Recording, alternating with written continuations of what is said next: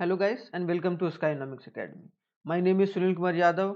और जैसा कि मैंने कल भी बताया था आप लोगों को कि कल डिमांड के बारे में हम लोगों ने बहुत अच्छे तरीके से पढ़ने की कोशिश करी थी कि आखिरकार डिमांड होता क्या है और उसमें क्या क्या प्रोसीजर होता है और किस तरीके का लॉ ऑफ डिमांड क्या होता है कि नहीं। लॉ ऑफ डिमांड के बारे में पढ़े थे हम लोगों ने। और हम लोगों ने ये भी पढ़ा था कि भाई exception of law of demand क्या है, exception of law of demand क्या है, कि जिसमें लॉ ऑफ डिमांड काम नहीं करता, exception of law of demand. एक बार मैं थोड़ा सा बता देता हूँ कि लॉ ऑफ डिमांड होता क्या है। लॉ ऑफ डिमांड होता है कि अगर किसी चीज़ का अगर प्राइस बढ़ता है, कोई भी कमोडिटी का, तो उसमें क्वांटिटी की परचेजिंग पावर कम हो जाती है, मतलब वो क्वांटिटी कम बिकने लगता है। लेकिन किसी की अगर क्या होती है कि प्राइस कम हो जाती है तो क्या क्वांटिटी ज़्यादा बिकने लगता है। तो ये हमारा लॉ ऑफ डिमांड था। तो इसके बारे में आप लोग अच्छे तरीके से जान लीजिए। और अगर अगर डिटेल में और जानने के मतलब जानना है आप लोगों को, तो आप लोग जाकर हमारे यूट्यूब चैनल पर विजिट कर सकते हैं, वहाँ सर्च कर सकते हैं, आप लोगों को मिल जाएगा। उसके बावजूद भी अगर कोई डाउट होता है तो हमारे व्हाट्सएप नंबर पर एक बार आप लोग इंक्वायरी कर सकते हैं। और कोई भी क्वेश्चन या कोई भी क्वेरी हो तो आप लोग इनडायरेक्टली बेझिझक पूछ सकते हैं। उसमें कोई शर्म करने की कोई बात है ही नहीं, ठीक है। तो चलिए इसी जोश और इसी जुनून के साथ आज हम लोग क्या डिस्कस करेंगे, मूवमेंट एंड शिफ्ट। मतलब मूवमेंट क्या होता है और शिफ्ट क्या होता है इन डिमांड कर्व।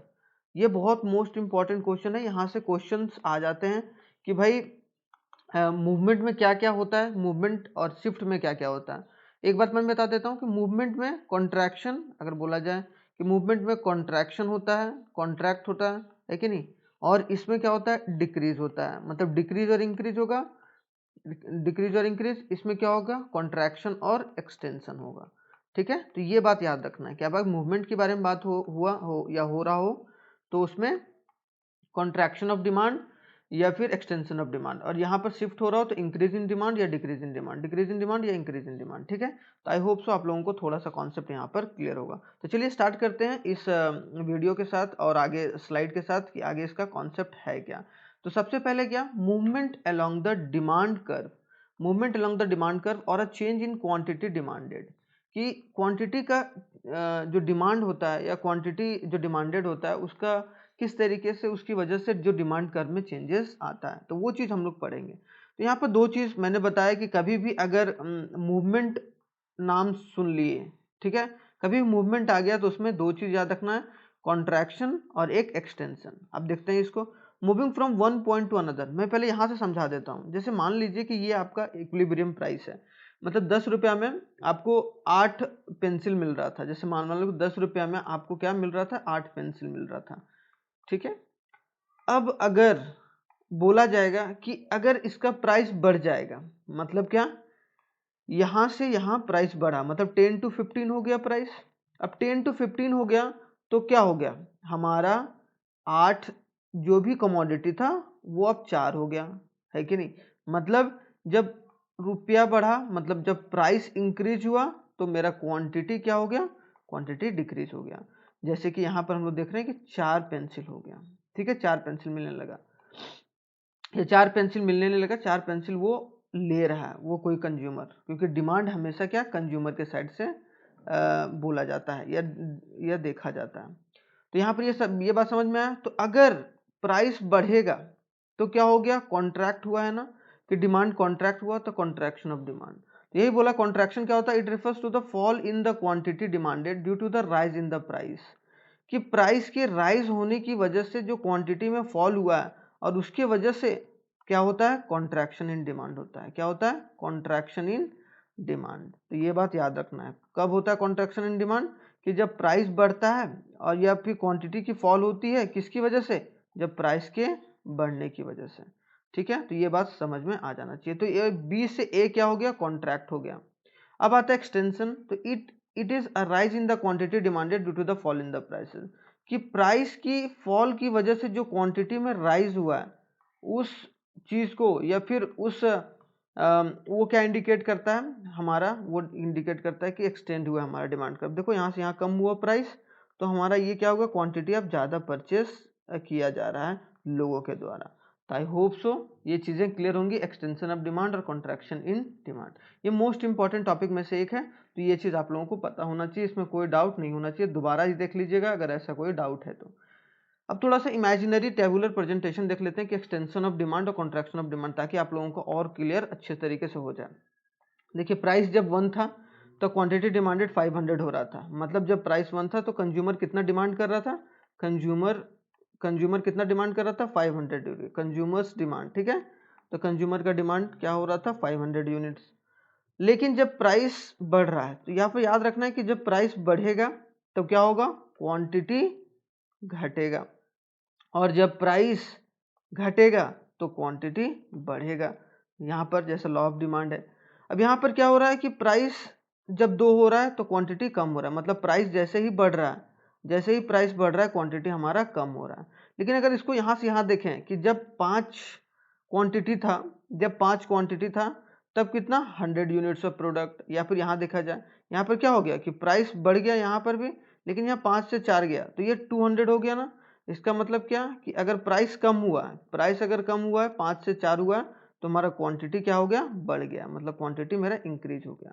यही बोला गया कि एक्सटेंशन और ये कॉन्ट्रैक्शन हो रहा है, ये एक्सटेंशन हो रहा है। तो यहाँ पर ये बात चीज़ याद रखना है कि एक्सटेंशन और कॉन्ट्रैक्शन कब कैसे क्या हो रहा है, तो ये बात याद रखना है, ठीक है। तो चलिए इसमें कोई डाउट नहीं होना चाहिए। तो चलिए अब चलते हैं आगे शिफ्ट में। अब शिफ्ट भी पढ़ लेते हैं फटाफट कि शिफ्ट इन डिमांड कर्व क्या होता है।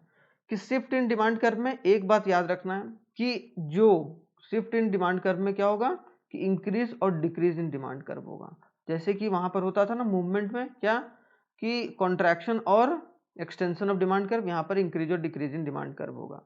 अब यहाँ पर क्या होगा, a shift in demand curve is caused due to the change in the factor other than price of the goods and it is also called a change in demand. A shift of the demand curve can bring, इसमें क्या है कि price के change होने की वजह से नहीं, यहाँ पर क्या रहेगा याद रखना है, ये याद करने वाली चीज है कि प्राइस कांस्टेंट रहेगा।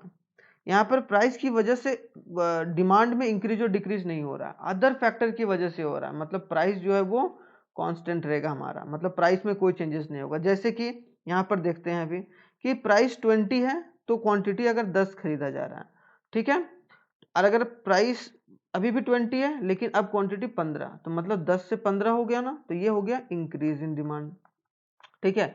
इंक्रीज इन डिमांड मतलब ये शिफ्ट कैसा है, इंक्रीज इन शिफ्ट या इंक्रीज इन डिमांड है, और ये शिफ्ट इसका इंक्रीज होगा, ठीक है, इंक्रीजिंग ऑर्डर में।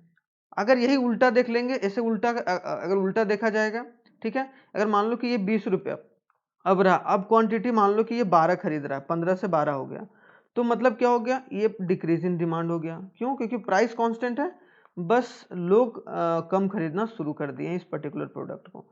तो जहां पर प्राइस सेम रहेगा, मतलब प्राइस नहीं बदलकर अदर फैक्टर की वजह से क्वांटिटी में चेंजेस आ रहे हैं, हो सकता है गवर्नमेंट की वजह से, हो सकता है किसी और की वजह से, तो ये इंक्रीज इन डिमांड है। तो इंक्रीज इन डिमांड होता क्या, it refers to the more demand of the commodity at its existing price or the same demand at an increased price। वही बोला जा रहा है कि जो भी प्राइस है, जो भी कमोडिटी का इंक्रीज है वो उसके एग्जिस्टिंग प्राइस पर ही हो रहा है, तो हम लोग क्या बोलेंगे, और उसकी वजह से अगर क्वांटिटी लोग ज़्यादा खरीद रहे हैं तो हम लोग क्या बोलेंगे, उसको फॉरवर्ड शिफ्ट हो जाता है उसको, और फॉरवर्ड शिफ्ट या फिर बोला जाए कि उसको राइटवर्ड शिफ्ट हो जाता है। अभी उसको ग्राफिकल फॉर्म में देखेंगे।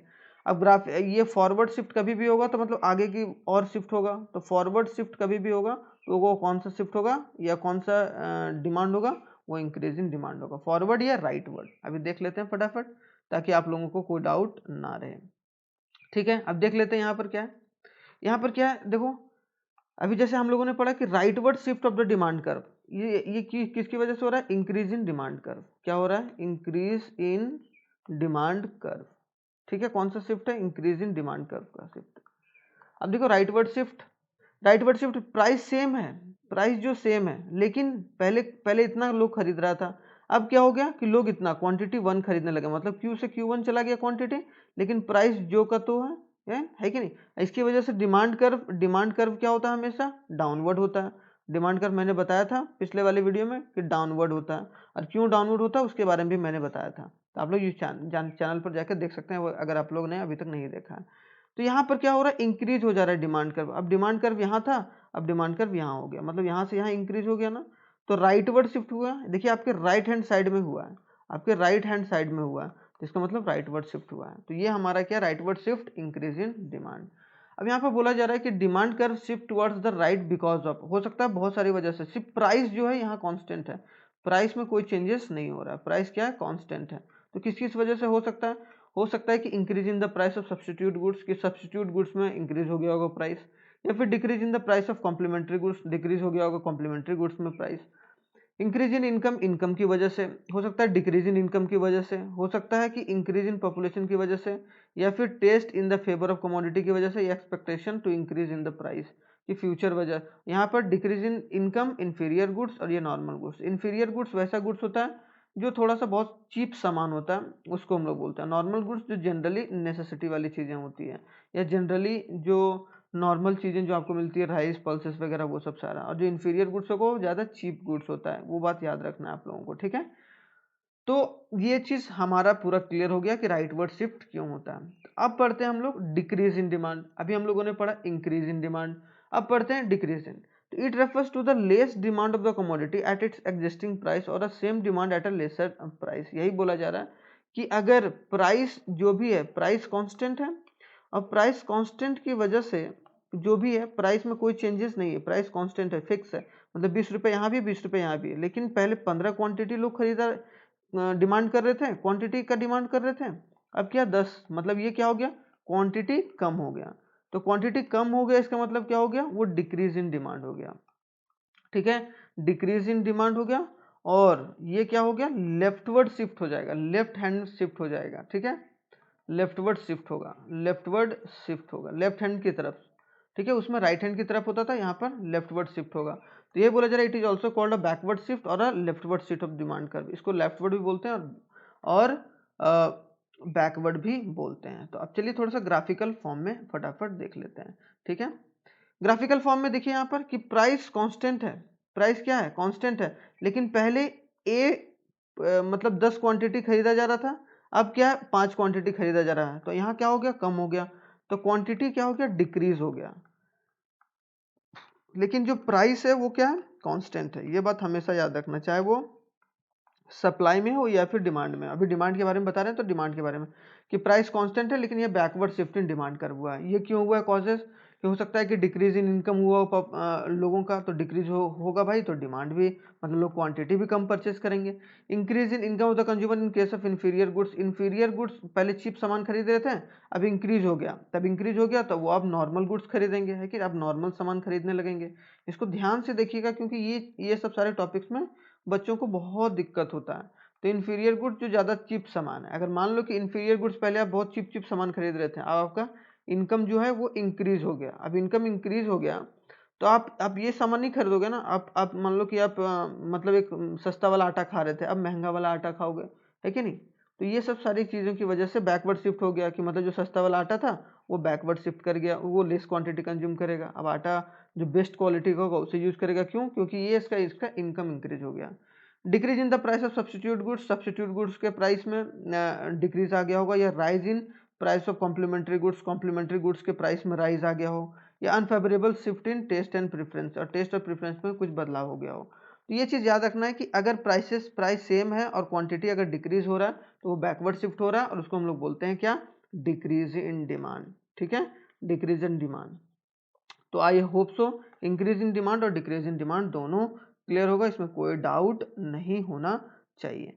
अब थोड़ा सा समराइज कर लेते हैं फटाफट, कि अगर अगर पूरा वीडियो अगर देखा जाए, अभी हम लोगों ने जो पढ़ा वो छोटा वीडियो, लेकिन इसमें चेंज इन डिमांड के बारे में बात हो रहा था, क्या कि डिमांड कर्व का चेंजेस क्या होता है। तो दो तरीके से होता है, एक होता है expansion and contraction of demand curve, एक होता है इंक्रीज और डिक्रीज इन डिमांड कर्व।